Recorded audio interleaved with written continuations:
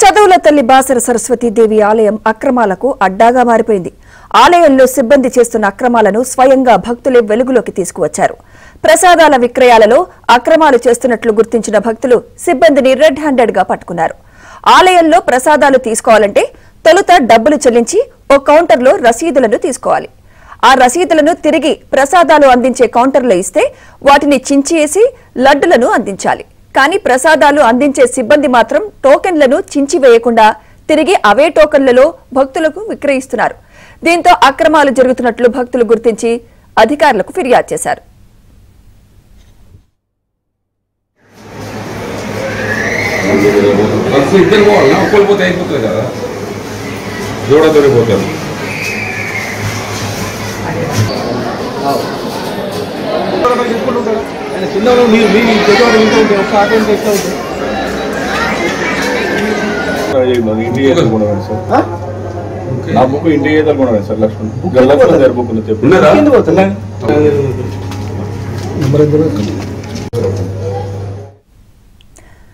బాసర ఆలయంలో జరుగుతున్న అక్రమాలపై మరింత సమాచారం మా ప్రతినిధి మాంతయ్య అందిస్తారు. మాంతయ్య, బాసర ఆలయంలో సిబ్బంది అక్రమాలకు పాల్పడుతున్నట్టు తెలుస్తోంది. మీ దగ్గర సమాచారం ఏంటి మాంతయ్య?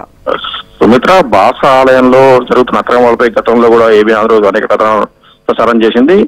దానిపై ఉన్నతాధికారులు ఎలాంటి చర్యలు తీసుకోకపోవడంతో సిబ్బంది మళ్లీ రెచ్చిపోతా ఉన్నారు. ఈ రోజు సాక్షాత్తు భక్తులే సిబ్బంది అక్రమాలకు సంబంధించి పూర్తి స్థాయిలో కూడా రెడ్ హ్యాండ్ గా పట్టుకొని ఆలయ ఈవోకు అప్పగించడం జరిగింది. ముఖ్యంగా ఆ అమ్మవారి ప్రసాదాలకు సంబంధించి లడ్డూలు, పులిహోర, లడ్డు 25 రూపాయలు చొప్పున, పులిహోర 20 రూపాయలు చొప్పున విక్రయిస్తారు. అయితే పోటు ఏదైతే అమ్మవారి ప్రసాదాలు తయారు చేసే పోటు కేంద్రంలో పనిచేసే సిబ్బంది ప్లస్ కౌంటర్ లో ఉండే సిబ్బంది కుమ్ముక్కై ఏదైతే ఆలయానికి సంబంధించిన రికార్డులలో రాసిన దానికంటే అదనంగా ప్రసాదాలు తీసుకొచ్చి అమ్ముతా ఉన్నట్టు తెలుస్తోంది. దీనిపై సంబంధించి ఈవో సమక్షంలో, భక్తుల సమక్షంలో ఈవో విచారణ జరిపారు. ఈ రోజు సంబంధించి 250 ప్యాకెట్ల ప్రసాదాలు అదనంగా వచ్చాయి. దీంతో పోర్టులో అమ్మవారి ప్రసాదాలు తయారు చేసే కేంద్రంలో కూడా అక్రమాలు జరగడం తేలింది. ప్రతి రోజు కూడా ఈ విధంగానే చేస్తున్నారని చెప్పి కూడా భక్తులు ఆరోపిస్తున్న పరిస్థితి కనిపిస్తుంది. ముఖ్యంగా టికెట్లను రీసైక్లింగ్ చేయడం ద్వారా పెద్ద మొత్తంలో అమ్మవారి ఆదాయాన్ని కండగొడతా ఉన్నారు. దీనికి సంబంధించి ప్రసాదాలే కాదు, అమ్మవారికి ఏదైతే అక్షరాభ్యాసం, అమ్మవారి ప్రత్యేక పూజలు, ఇతర దర్శనాలకు సంబంధించి కూడా భారీ ఎత్తున కూడా టికెట్ల రీసైక్లింగ్ జరుగుతుంది. లక్షల్లో ప్రతి ఏటా చూసినట్లయితే అమ్మవారి ఆదాయాన్ని సగానికి పైగా సిబ్బందే మొత్తం కూడా కాజేస్తున్నారని చెప్పి కూడా భక్తులు ఆరోపిస్తున్నారు. ఈ రోజు ఘటనకు సంబంధించి ఆలయ విచారణ జరిపారు. పూర్తిస్థాయి విచారణ అనంతరం చర్యలు తీసుకుంటామని చెప్పడం జరిగింది. మొత్తం మీద కూడా బాసర ఆలయం అక్రమాలకు అడ్డంగా మారింది.